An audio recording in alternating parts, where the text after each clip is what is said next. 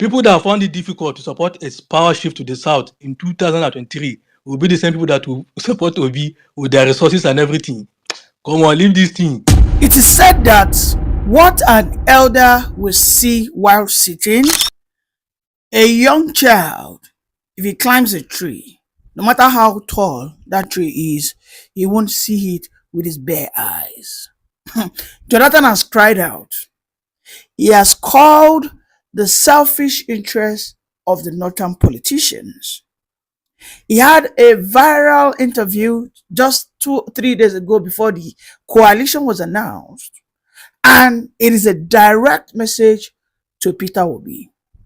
Let us watch it, just about 20 seconds, then we'll continue the analysis. There's always balancing between North and South, Muslims and Christians. Definitely the Northern Muslims wanted Yar'Adua to at least do 8 years. Okay, welcome. Before it could come back to the South. We all know what played out within the period of 2010 and 2015 regarding Jonathan's tenure as a president.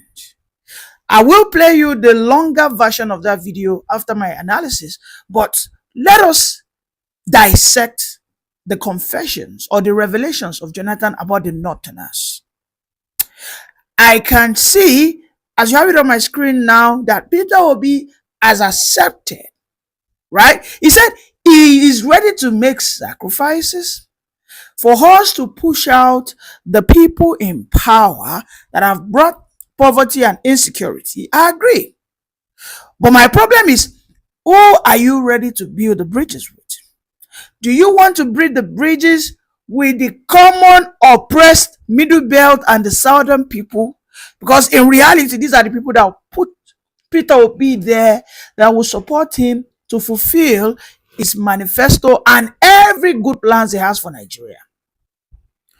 But what do we have? In a shocking turnaround, Peter Obi has fallen into the trap of the same guy that plotted the downfall of Jonathan. And who is this guy? Atiku. Atiku, as at the period of 2010, 2011, 2012, was a core member of PDP. He was a very strong pillar of PDP. Within the period of 2013, 2014, he connived. And let me tell you why this is a trap. As at 2014, why didn't Atiku go into negotiation with Jonathan and tell Jonathan, Jonathan, you have 4 years. Here are my conditions. We will support you as the North. No problem. I am a member of PDP. In fact, I am a foundational member of this party. We have been in this party since 1999. I was a part of the first governing body that PDP produced. PDP has made me who I am.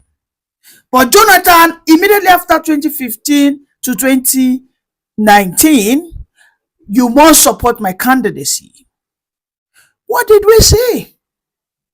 The selfish interest of this sane man who has just been stripped off of his title is no longer known as the Waziri of Adamawa, right? Good. He has been stripped off. Why was he stripped off? He was stripped off because he is bearing a title in a land he does not have a right to actually bear such title. The character of this person is known for land, power, snatching, usurpers, and all of that. And somehow, Obi wants to rally around this person. And Atiku, who could have just humbly said, Jonathan, do that 4 years. Immediately after you, I will go. Then Atiku was pretty young. If you look at it, that's about 11 years ago. So Atiku was just in his early 70s. Should I say, yes, probably in early 60s or mid 60s. Atiku must have been around maybe 61 or 65, thereabout. Right? But what do we have? Atiku said, no, I am impatient. I will not ever again bow for a southerner. I am a northerner. We control the politics and policies, and we are the real power decision makers. We are the one in charge of whoever becomes the leader. After all, I single-handedly watched Obasanjo beg me before I could let him become the president for his second tenure. And this is why I say to President to be, or His Excellency Peter Obi, that he has to be very careful. You are in the midst of the vultures. What we have here is you are being used. I don't know if Obi can rally his way around this, but I wish he does. However, his antecedent about his struggle and battles in political parties proves me wrong. We know how he had to leave PDP because he doesn't want to have his hands dirty. We know how he couldn't maneuver his way around Labour Party. How the likes of Lamidia, Papa, and Abure and whatnot, these were all people that were planted by Tinubu in Labour Party. How Obi came out literally and said that there is no way he can solve the problem of Labour Party because they are sponsored by the government of the day. But again, I am seeing it with Atiku. What we have now is hopes and prayers. As a Peter Obi admirer that I am, and a sympathizer, what he has on the table right now is not even the obedient, because he has showed his colors by what? Alluding to the fact that he wants to build bridges with Atiku. He has showed his cards simply by saying that, well, he wants to be a part of the coalition. The obedience are pushing, right? But I've also seen, when I mean serial obedience, who are telling me that it is Obi or nothing, but if they don't present Obi, they will still support the coalition, or they will wish the coalition well. What am I trying to tell you here? The North have systematically done something very terrible. They are doing everything to use the popularity of Peter Obi to grow ADC. If Peter Obi was not part of that ADC, and let's say Peter Obi remains, pushes for party registration, fights for it. I mean, he has the people. He has the love of the Middle Belt. He has the love of the South. And of course, some fractions of the North. Is it realistic to say that Atiku will step down for Peter Obi, considering everything I've said? Is it realistic?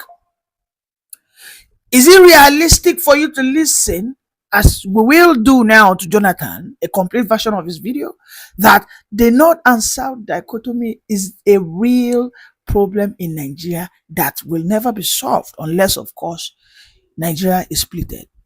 Jonathan said that was because the main reason why he initiated the confer was because Nigerians will never have a conversation without bringing that it is the turn of the North, the turn of the South.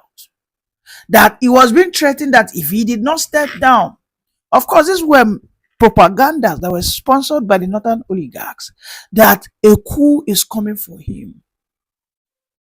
I mean, he said that was why he actually hands off.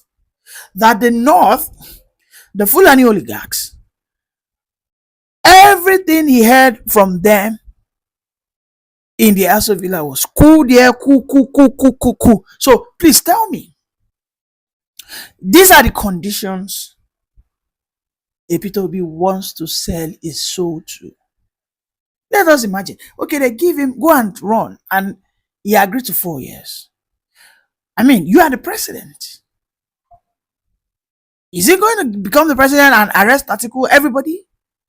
Because that's the only thing he would do, so that when he finishes his 4th year tenure, then perhaps he can extend it. But I don't think he would do that. I'm only here to call out the obvious. I am not attacking Obi. I am not attacking him because he is a fine gentleman. But I think he's making a mistake by going into this coalition because the Nigerian people supported him. He didn't need Atiku. All he needed to do was double down. I will be so sad, but I won't be surprised that come 2027 or before 2027, we start hearing Atiku fronting the coalition. Because I know that the executive in this ADC are all Atiku men. Do you want to talk about David Mark? Do you want to talk about Aregbesola? Aregbesola, who has, of course, this was a guy who was brought into political space by Tinubu. Tinubu gave him the relevance. However, they broke out. And ever since they broke out, we know as at 6-7 months how Atiku was moving from one space to the other. Atiku went to Osun State to see Aregbesola. He went to David Mark to see them. He went to all these guys. He went to Rotimi Amechi. They had this conversation. He came to Lagos. He met with some people down here. He went to Oyo. I mean, we all know. So are we saying now? You listen to everything I said. How Atiku betrayed Jonathan, right? When he even had less work to do, because Atiku would have done less work than what he's doing today to have coalition.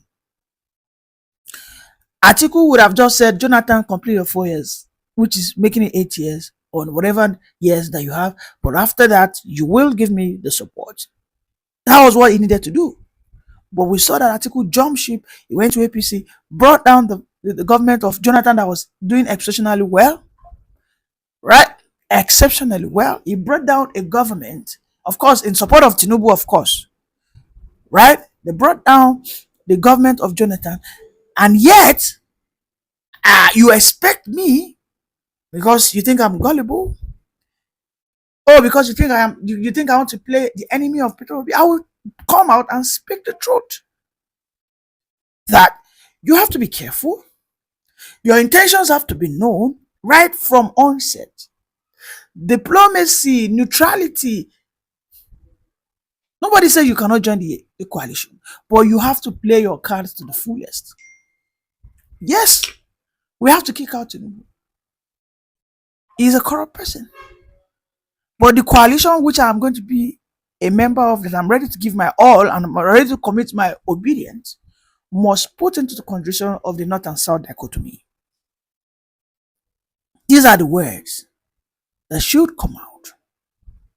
You know, so let's listen to the complete version of Jonathan. Then I have a clip of what the North are saying already about Obi.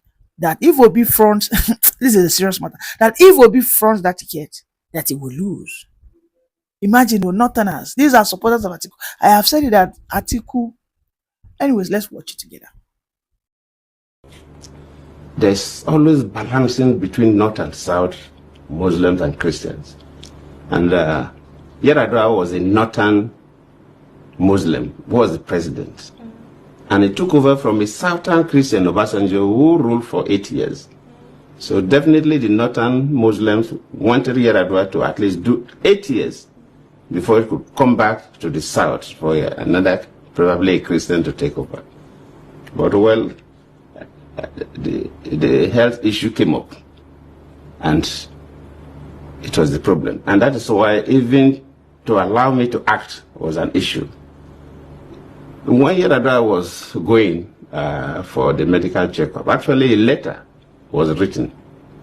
Of course, the Constitution says that for the Vice President to act, the President will send a letter to the Senate and the House of Reps, informing them. That letter was written, but the person who the letter was handed over to, I will not mention the name to you now, was one of the aides of Yar'Adua, refused to submit the letter to the National Assembly. And Yar'Adua became so ill that he had no control of issues. So we had the country where the president was not available and there was no acting president. Yes, as a vice president, you can take over the responsibilities of some responsibilities of the president. You know, the president of Nigeria has two main responsibilities. First, you're the chief executive of the country, just like a prime minister of a country. that the vice president can assume it. You don't need any transfer. And I was doing that because we're having an executive council meeting, we're approving memos from ministers, so the government was going on. But there was no commander-in-chief, which is the second responsibility of the president of Nigeria, besides being the executive head of the country. And there's nothing like acting commander-in-chief. You're a commander-in-chief or not. But when you become an acting president, you are at the same time a commander-in-chief. So that was lacking, and no country allows that gap. A country like America, you don't allow that gap at all. Yes. If American president wants to, even if it's a Whitlow, that he require anesthesia, that he will be off for 5 minutes, he will hand over to the vice president. Yes. Before that procedure. Immediately he regained consciousness to take over. But we stayed for some time. And that led to what they call the doctrine of necessity. When the National Assembly felt that the country was in a situation where it was not expected, they now have to initiate this doctrine of necessity, and they now made me to act as the president without the letter from Yar'Adua. So the country was tense. Yes. And under this North-South divide, Christian-Muslim divide, it was really tense. And every day I was hearing about coup. I remember one day, I will not mention the names of some of my friends, came to look, Vice President, that time I was not even acting. They have not even moved the doctrine of necessity. I was still the Vice President. No, you don't have to sleep here. You have to come and sleep in my guest house, and so on. I said, no, I will stay in the State House. If anybody wants to kill me, it's better you kill me in the State House, so the Nigerians will know that they assassinated me in the State House. They know I have not committed any offense. See, if you had asked me, based on El-Rufai's antecedent, what he is doing at the moment is nothing new to someone like me that I've known him for quite a long time. Nothing new. So leave that aside. I am telling you categorically, and I'm telling you without missing words, that all those politicians that gathered are for Atiku. None of them, and I mean by chance, will raise Peter Obi's hand and canvass for support for him in the north. None. Take this to the bank any day, anytime. People that found it difficult to support a power shift to the south in 2023 will be the same people that will support Obi with their resources and everything. Come on, leave this thing. You see, I have said it and I'll repeat it again. This whole coalition is for Atiku Abubakar. He will take a last shot at the presidency with this coalition. And Peter Obi is needed in this fold.